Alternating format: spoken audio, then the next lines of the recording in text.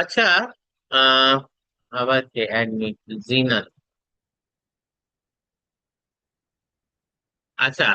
আম, এখানে একটা জিনিস, আশা করি তোমরা সবাই ইয়েটা দেখতে পাচ্ছ, কি বলে, আম স্ক্রিনটা দেখতে পাচ্ছ, তাই তো? একটু কেউ কনফার্ম করো। হ্যাঁ স্যার। কনফার্ম হ্যাঁ স্যার। করছো? ওকে, ভেরি গুড। তাহলে এবার হচ্ছে যে আম, আমরা খুব একটা important topic from exam purpose বুঝবো। তোমরা বলবে স্যার এটা তো আগেই বুঝেছিলাম। বুঝেছিলাম, কিন্তু আজকে একটু আমরা ম্যাথমেটিক্যালি জিনিসটাকে বুঝবো।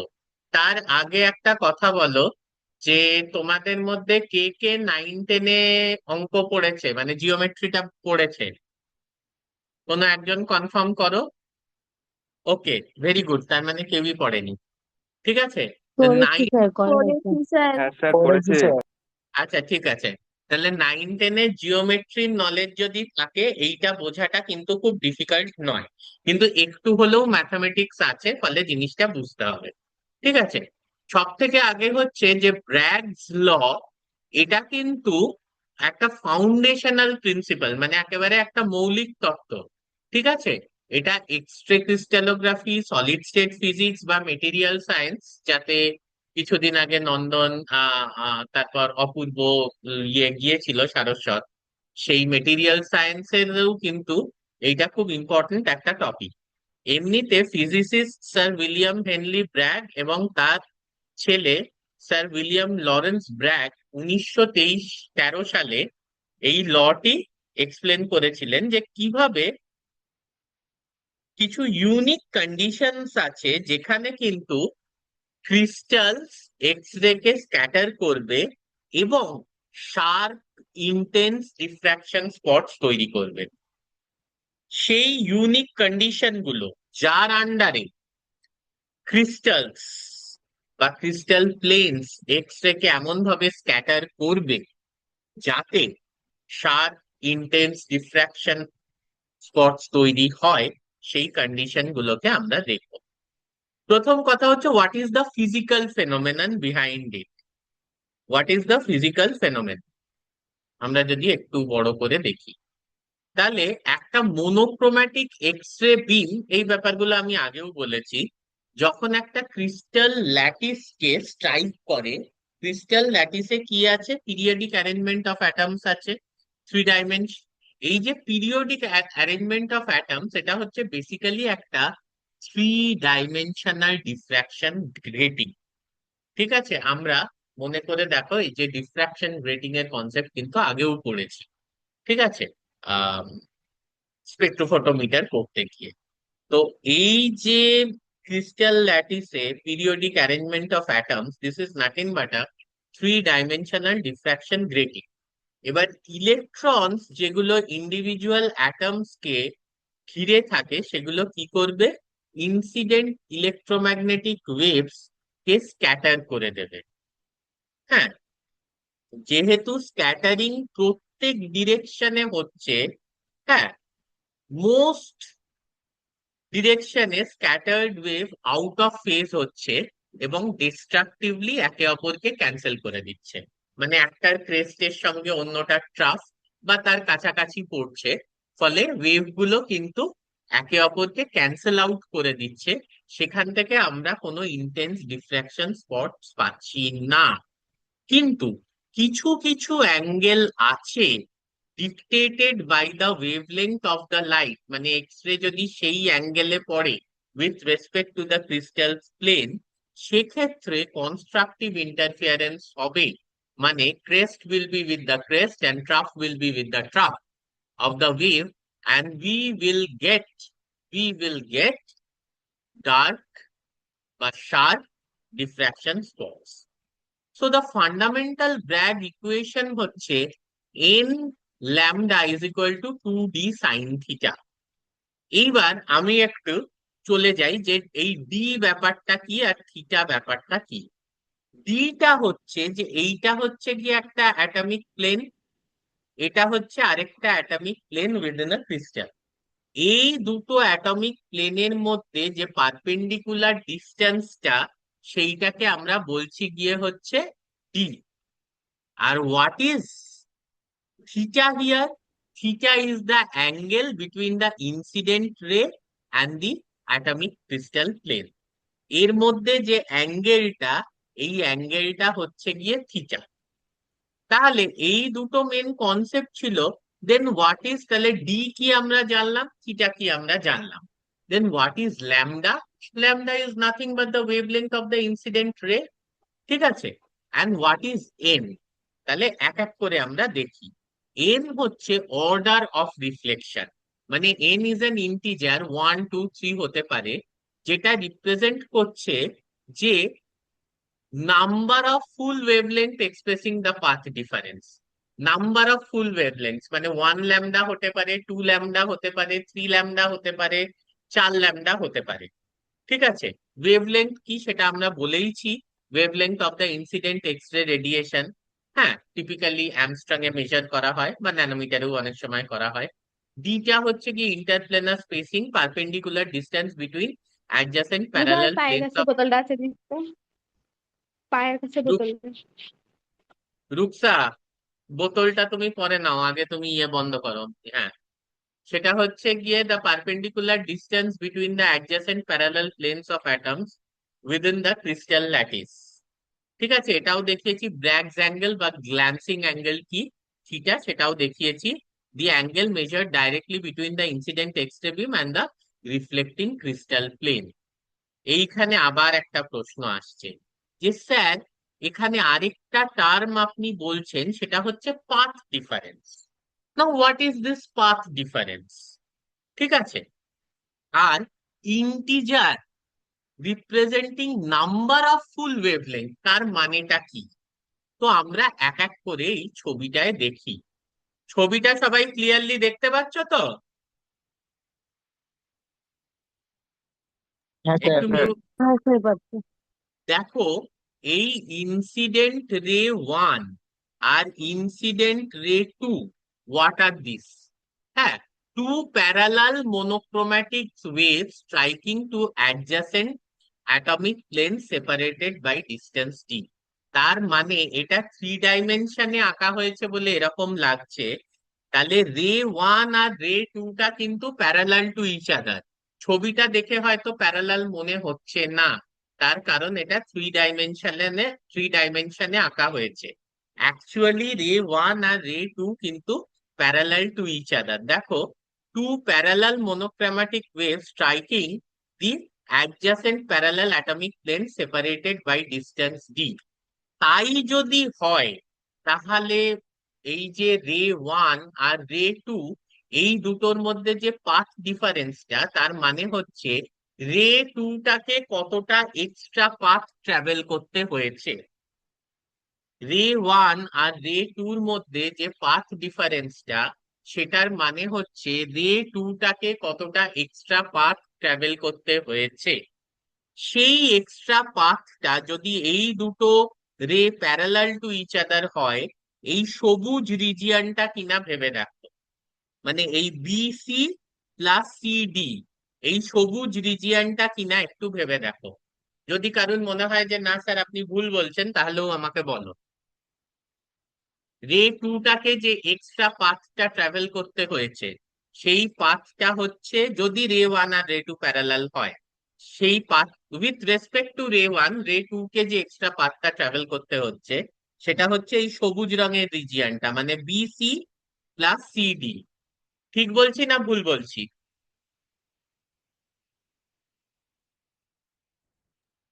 হ্যাঁ স্যার। স্যার ঠিকই। হ্যাঁ স্যার। ঠিক বলছি তাই তো? তাহলে এবার এনটা, ওই যে এন এর কনসেপ্টটা এসছে, যে what is this N? Full wavelength, number of full wavelength. What does it mean? এটার মানে হচ্ছে এই যে বিসি প্লাস সিডি, যেটা এক্সট্রা পাথটা, সেটা বিসি প্লাস সিডি মানে পাথ ডিফারেন্স যেটা, that should be an integral multiple of lambda, that is the wavelength, in order to have constructive interference.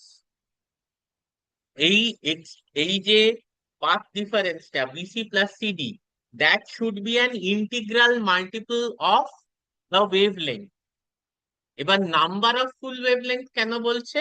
তার কারণ হচ্ছে it could be lambda, it could be 2 lambda, it could be 3 lambda, it could be 4 lambda, it could be 5 lambda, but it has to be a integral multiple of the wavelength. যদি আমি চাই যে রে 1 আর রে 2 এদের মধ্যে constructive interference হোক। Is it clear? যদি কারো ক্লিয়ার না হয় এক্ষুনি বলো।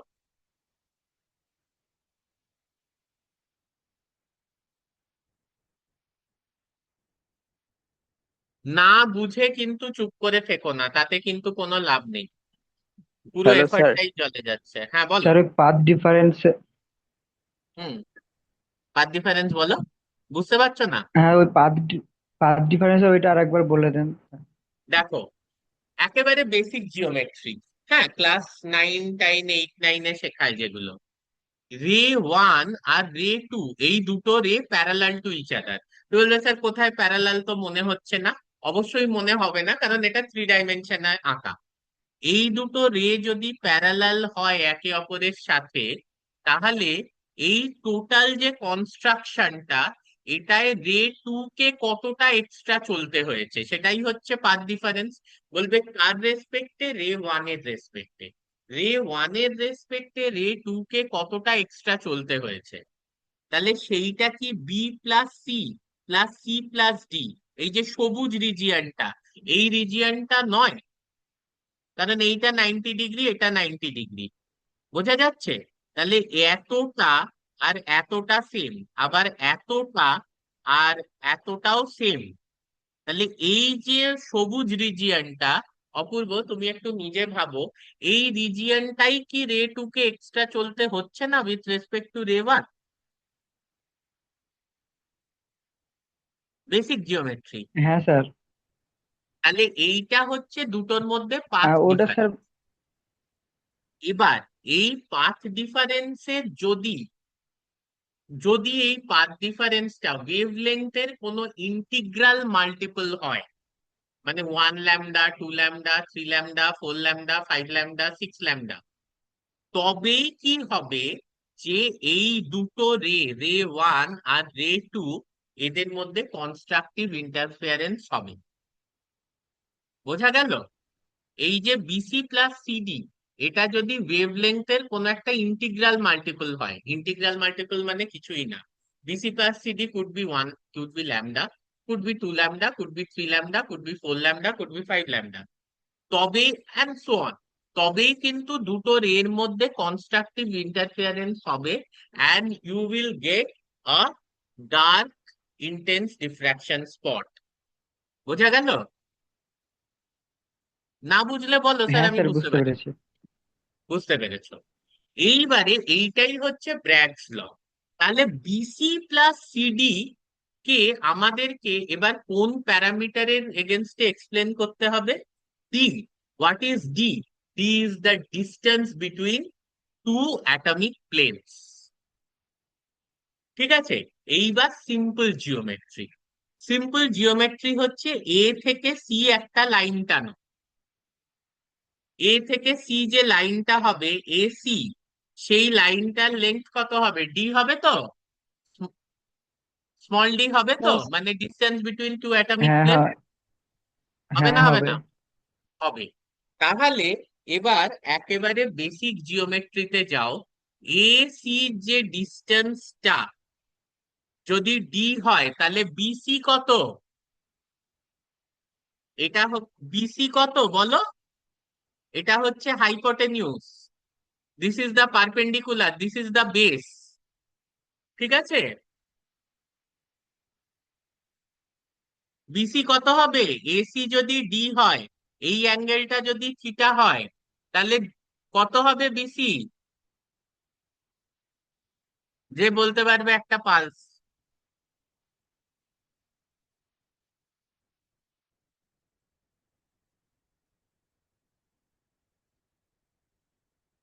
কি অবস্থা! স্যার আরেকবার বলুন। এসি, এই ডিস্টেন্সটা হচ্ছে গিয়ে ডি, এই ব্যাপারে কোনো ডাউট আছে? না। এইটা হচ্ছে sir D D perpendicular, sign theta হবে। ডি সাইন থিটা হবে, এক্স্যাক্টলি কারেক্ট, এক্স্যাক্টলি কারেক্ট। ঠিক আছে, অ্যাবসলিউটলি কারেক্ট, এটা ডি সাইন থিটা হবে। ওকে, সো এইটুকু দেখো, এইটা কিভাবে হচ্ছে এটা এখন আমি তোমাদের পড়াতে বসতে পারবো না। হ্যাঁ, যদি sine theta cos theta tan theta, হ্যাঁ, আহ মানে এইটা না জানো, তাহলে এইটুকু বলে দিচ্ছে some people have curly brown hair turn permanently back. ঠিক আছে, সাম পিপল হ্যাভ, ঠিক আছে, perpendicular by hypotenuse sine theta, curly brown hair cos theta হচ্ছে গিয়ে বেস বাই হাইপোটেনিউজ, এই তারপর হচ্ছে টার্ন পার্মানেন্টলি ব্ল্যাক, মানে ট্যান থিটা হচ্ছে গিয়ে পারপেন্ডিকুলার বাই বেস। ঠিক আছে, সো এইভাবে যদি তুমি নাও খুব ইজি, মানে এর থেকে সোজা কিছু বলতে পারবো না। সাম পিপল হ্যাভ মানে sine theta is equal to perpendicular by hypotenuse. তো এইখান থেকে তোমরা খুব ইজিলি এই জিনিসটা ক্যালকুলেট করে নিতে পারবে যে বিসি হচ্ছে গিয়ে ডি সাইন থিটা। তাহলে সিডি কত হবে?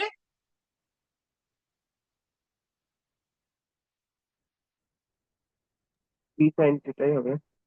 ডি সাইন ডি সাইন থিটাই থিটা। হবে, এক্স্যাক্টলি। মানে এটা জানো তো, sine theta is equal to perpendicular by hypotenuse, cos theta is equal to base by hypotenuse, আর tan theta is equal to perpendicular by base. এটা জানো না? এটা জানো না? হ্যাঁ স্যার। জানি হ্যাঁ, স্যার, হ্যাঁ জানি। জানি। হ্যাঁ, মানে এটা না জানলে পাস কোর্সে না, ডাইরেক্ট ক্লাস 10-12 টেনে পাঠিয়ে দিতে হবে। যাই হোক, ঠিক আছে। তো এবার হচ্ছে এটাও অবভিয়াসলি ডি সাইন থিটা হবে। তাহলে BC plus CD which is the path difference, তাহলে সেটা হচ্ছে D sine theta plus D sine theta. তাহলে D sine theta plus D sine theta কত হচ্ছে? টু সপ্তবর্ণা, ডি সাইন থিটা। ক্যালকুলেটর বার করো আর ক্যালকুলেট করো।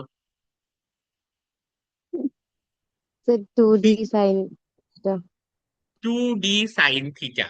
তাহলে এই যে পাথ ডিফারেন্সটা, that is 2D sine theta, that should be an integral multiple of the wavelength, that is n into wavelength, in order to have constructive interference.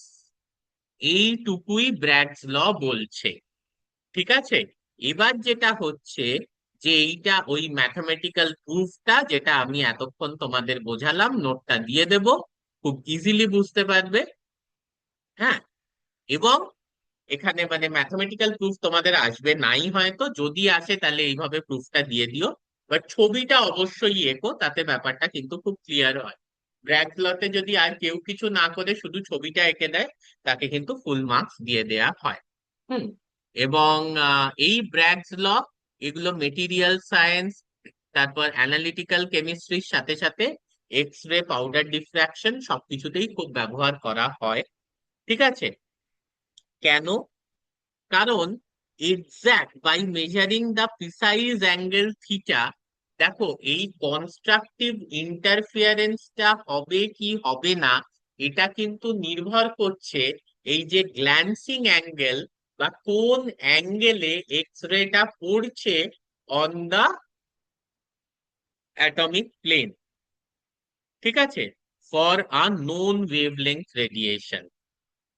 তাহলে আমি যদি প্রিসাইজ এই গ্ল্যান্সিং অ্যাঙ্গেলটা মেজার করতে পারি, যেখানে আমি ডিফ্র্যাকশন স্পটস মানে কনস্ট্রাকটিভ ইন্টারফিয়ারেন্স পাচ্ছি for a known wavelength radiation, যেখানে ল্যামডাটা জানা, তাহলে সেখান থেকে কিন্তু আমি ব্যাকওয়ার্ড ক্যালকুলেশন করে এক্সাক্ট ডি স্পেসিংসটা জানতে পারছি, মানে দুটো অ্যাটমিক প্লেনের মধ্যে এক্সাক্ট ডিস্টেন্সটা জানতে পারছি।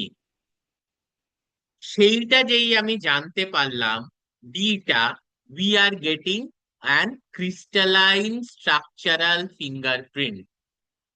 ঠিক আছে, কোন অ্যাঙ্গেলে কনস্ট্রাকটিভ ইন্টারফিয়ারেন্স হবে সেটা for a particular wavelength of radiation, সেটা জানতে পেরে, হ্যাঁ, আমি কিন্তু দুটো অ্যাটমিক প্লেনের ডিস্টেন্সটা জানতে পারছি, which is nothing but a structural crystalline বা ক্রিস্টালাইন স্ট্রাকচারাল ফিঙ্গারপ্রিন্ট। এটার সাহায্যে কিন্তু আমি আননোন কম্পাউন্ড ফেজেস বা ক্রিস্টাল ডিফেক্টস বা অ্যাটমিক ইউনিট সেল প্যারামিটারসও জানতে পারছি। That is why this Bragg's law is very very important. ঠিক আছে? সো এইটা হচ্ছে গিয়ে ব্র্যাগস ল। অ্যাপ্লিকেশন তো আমরা বহুবার পড়েছি, কিন্তু এখানে আমি স্ট্রেস করব গিয়ে হচ্ছে এই কনস্ট্রাকশনটা এবং লটার উপর। So now if you have any question, এইখানেই করো। I am not closing the recording.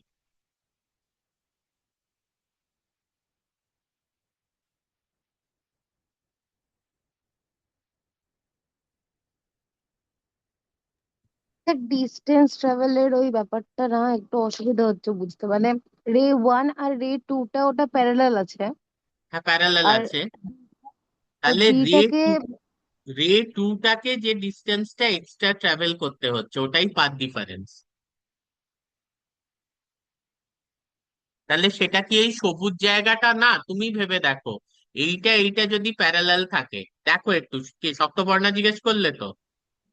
হ্যাঁ স্যার। তাহলে এখান থেকে এতটা আর এই সেম জায়গার থেকে এতটা, এই দুটো সেম যদি এখানে 90 ডিগ্রি অ্যাঙ্গেল হয়, সিমিলারলি এখান হ্যাঁ থেকে এতটা আর এখান থেকে এতটা, এই দুটো সেম যদি এখানে 90 ডিগ্রি অ্যাঙ্গেল হয়, হুম, তাই তো? হ্যাঁ সেম। প্যারালাল রে। তাহলে এই জায়গাটুকু ওকে এক্সট্রা ট্রাভেল করতে হচ্ছে, সেটাই হচ্ছে পাথ ডিফারেন্স। বলো আর কি জিজ্ঞাসা এখানে।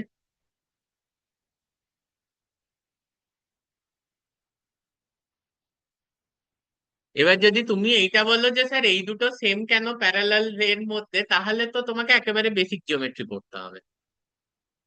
না স্যার, মানে ওইটা আমি বুঝতে পারছি না যে ওটা প্যারালাল হচ্ছে সমান হচ্ছে বুঝলাম, কিন্তু ওটা পাথ ডিফারেন্সটা হচ্ছে মানে পাথ ডিফারেন্স কনসেপ্টটা কি? পাথ ডিফারেন্স কনসেপ্টটা হচ্ছে যে রে টুটাকে কতটা এক্সট্রা পাথ ট্রাভেল করতে হচ্ছে উইথ রেসপেক্ট টু রে ওয়ান।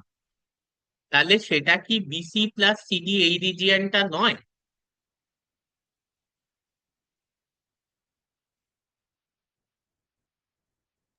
স্যার শুনতে পেলাম না, কথাটা কেটে গেল, আর একবার বলবেন? তাই কেউ শুনতে পেলে না? না স্যার, আমারই নেটওয়ার্কের প্রবলেম ও হচ্ছিল। আচ্ছা। পাথ ডিফারেন্স কনসেপ্টটা কি? পাথ ডিফারেন্স কনসেপ্টটা হচ্ছে রে ওয়ান এর রেসপেক্টে, রে ওয়ান এর সাপেক্ষে রে টু কে কতটা এক্সট্রা ডিস্টেন্স বা কতটা এক্সট্রা পাথ ট্রাভেল করতে হয়েছে। তাহলে সেই এক্সট্রা পাথটা কি এই যে বিসি প্লাস সিডি এই পাথটা নয়, যেটা রে ওয়ান এর রেসপেক্টে রে টু কে এক্সট্রা ট্রাভেল করতে হচ্ছে? হ্যাঁ স্যার, হ্যাঁ। ঠিক আছে? হ্যাঁ। তাহলে সেই পাথ ডিফারেন্সটাই ইন্টিগ্রাল মাল্টিপল হতে হবে ওয়েভলেংথে in order to have constructive interference. এইটাই বলার।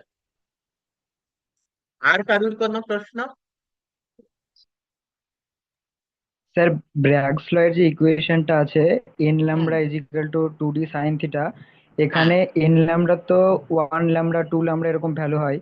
এবার হ্যাঁ। এগুলো তো ডার্ক স্পট দেয়, এখানে কি কোনো লাইট স্পট দেওয়ার কনসেপ্ট আছে নাকি এখানে না, শুধু আমি ডার্ক বলি স্পটটাই ডার্ক দেবে? স্পট মানেটা কি? ডার্ক স্পট মানে হচ্ছে কনস্ট্রাকটিভ ইন্টারফিয়ারেন্স। এই যে ডার্ক স্পট, এই ডার্ক স্পট কথাটার মানেটা কি? ডার্ক স্পট মানে হচ্ছে ডার্ক ডিফ্রাকশন স্পট, মানে হচ্ছে কনস্ট্রাকটিভ ইন্টারফিয়ারেন্স। কনস্ট্রাকটিভ ইন্টারফিয়ারেন্স মানে কি? যখন একটা ওয়েভ আছে, অপূর্ব তুমি ক্রেস্ট আর ট্রাফ এই দুটো বোঝো তাই তো? হ্যাঁ স্যার। যখন ক্রেস্টে ক্রেস্ট ফল করবে আর ট্রাফে ট্রাফ ফল করবে, সেটাকে বলছে গিয়ে হচ্ছে কনস্ট্রাকটিভ ইন্টারফিয়ারেন্স। কেন না? কনস্ট্রাকটিভ ইন্টারফিয়ারেন্স মানে হচ্ছে, তাহলে ক্রেস্টে যদি ক্রেস্ট ফল করে তাহলে অ্যামপ্লিটিউড বাড়ছে, তাই তো? হ্যাঁ স্যার, বাড়বে। এটা নিয়ে কোনো ডাউট নেই। হ্যাঁ, অ্যামপ্লিটিউড বাড়ছে, তার মানে সহজ ভাষায় ওয়েভের সাইজটা বাড়ছে। তাহলে যদি অ্যামপ্লিটিউড বাড়ে তাহলে ইন্টেন্সিটি বাড়বে কি না? স্কোয়ার, তাই তো? বাড়বে। হ্যাঁ, স্কোয়ার রিলেশন, তাহলে ডেফিনেটলি বাড়বে। তাহলে আলটিমেটলি ডিফ্রাকশন স্পটটা কি? ডিফ্রাকশন স্পটটা হচ্ছে ইন্টেন্সিটিটা আমরা মেজার করছি। আবার বলছি, আমরা ইন্টেন্সিটি মেজার করি, আমরা কিন্তু ফেজ মেজার করি না, যার জন্য ফেজ নিয়ে একটা প্রবলেম হয়। যাই হোক, that is a different thing, phase problem, ওতে আমি এখন ঢুকছি না। বাট আমরা ইন্টেন্সিটিটা মেজার করছি। এইবার যেটা হচ্ছে যে এগুলো কিন্তু কিছু অ্যাটমিক প্লেনের পার্টিকুলার কিছু অ্যাঙ্গেলের জন্য কিন্তু স্যাটিসফাইড হচ্ছে। For most of the angles this doesn't happen. So exactly constructive interference এইভাবে নাও হতে পারে যে ক্রেস্টে ক্রেস্টটা পড়ছে আর ট্রাফে ট্রাফটা পড়ছে, but still you can have some constructive interference and light spots. ঠিক আছে? তা এই জিনিসটা বুঝতে হবে। বাট তুমি যেটা বলছো যে স্যার এরকম কি কোনো ল আছে যেখানে বোধহয় অন্য ধরনের ইন্টারফিয়ারেন্সও স্টাডি করা যায়, which is not constructive in the true sense of the term? Well, definitely wave optics এ সেরকম রুল আছে, হ্যাঁ, বাট এখানে সেইটা প্রযোজ্য নয়। কারণ এখানে আমার উদ্দেশ্যটা হচ্ছে ডিটা বার করা। when lambda is known, when theta it can be derived, সেই অবস্থায় ডি ভ্যালুটা বার কর। তা সেইটা তো আমার অন্যান্য প্যাটার্ন অফ ইনহেরিটেন্স জেনে লাভ নেই। এটাই হচ্ছে উত্তরটা। ঠিক আছে? বলো, আর যদি কোনো ডাউট থাকে বলো হ্যাঁ এটা স্যার। নিয়ে। মানে সবসময় যে না না স্যার, ঠিক কনস্ট্রাকটিভই আছে। হবে তা নয়, এবং সবসময় যে ক্রেস্টে ক্রেস্ট পড়বে তাও নয়, এবং ক্রেস্টে ক্রেস্ট না পড়লেই যে সেটা কনস্ট্রাকটিভ হবে না এরকমও কথা নয়। ঠিক আছে? Both the waves in the positive direction যদি হয়, then also we will have some amount of constructive interference. ক্রেস্টে পুরো ক্রেস্ট পড়ছে না কিন্তু অপূর্ব, কিন্তু দুটো ওয়েভই কিন্তু পজিটিভ ডিরেকশনে রয়েছে, তাহলেও কিন্তু আমার কনস্ট্রাকটিভ ইন্টারফিয়ারেন্সই হচ্ছে। But then the amplitude will not be same as যখন পুরো ক্রেস্টে ক্রেস্ট পড়ছে। ধরো পুরো ক্রেস্টে ক্রেস্ট পড়লে অ্যাম্পলিটিউডটা হচ্ছে 2, কিন্তু ক্রেস্টে ক্রেস্ট পড়ছে না, দুটো ওয়েভই পজিটিভ ডিরেকশনে রয়েছে, তখন মেবি দ্য অ্যাম্পলিটিউড ইজ 1.5। তাহলে সেক্ষেত্রেও ইন্টেন্সিটি বাড়ছে, but not as dark spots as we see when we have complete constructive interference, মানে যখন পাথ ডিফারেন্সটা ইন্টিগ্রাল মাল্টিপলি হবে। বোঝা গেল?